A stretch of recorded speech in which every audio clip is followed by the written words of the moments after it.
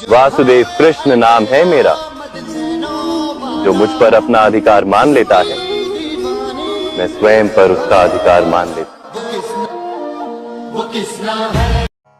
यं लब्ध्वा चापरं लाभं मन्यते नाधिकं ततः यस्मिन् स्थितो न दुःखेन गुरुणापि विचाल्यते।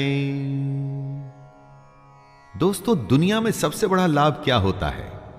लाखों करोड़ों का प्रॉफिट या इसी तरह का कोई वर्ल्डली बेनिफिट?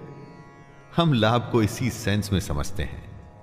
यही हमारी अज्ञानता और बेवकूफी है। कृष्ण कहते हैं कि सबसे बड़ा लाभ है परमात्मा की प्राप्ति। जिसको ये लाभ मिल जाता है ना, उसको उसके बाद और किसी लाभ की आवश्यकता नहीं रहती। बड़े से बड़ा दुख भी उसका कुछ नहीं कर पाता। परंतु इस लाभ को पाने के लिए योगी बनना पड़ता है, तभी इस तरह की प्राप्ति संभव है। तम विद्या दुख संयोग वियोगम योग संज्ञितम स निश्चयेन योक्तव्यो योगो निर्विण्ण चेतसा।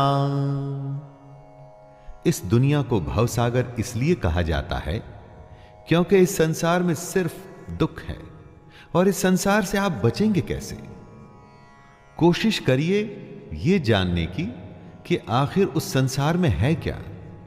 और यही बात कृष्ण समझा रहे हैं अर्जुन को कि जो इस दुनिया के दुख से अलग है वही योग है। इसे ही हमको जानना चाहिए, और जानने के बाद इस योग को हमको सच्चे मन से करने का अभ्यास करना चाहिए।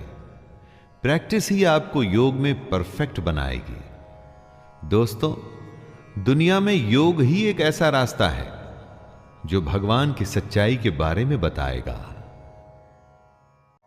संकल्प प्रभवान कामान् त्यक्त्वा सर्वान् शेषतः मनसैवेन्द्रियग्रामं विनियम्य समन्ततः।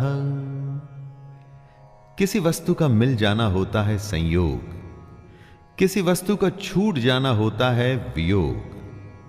संयोग और वियोग से जो परे है वो है योग।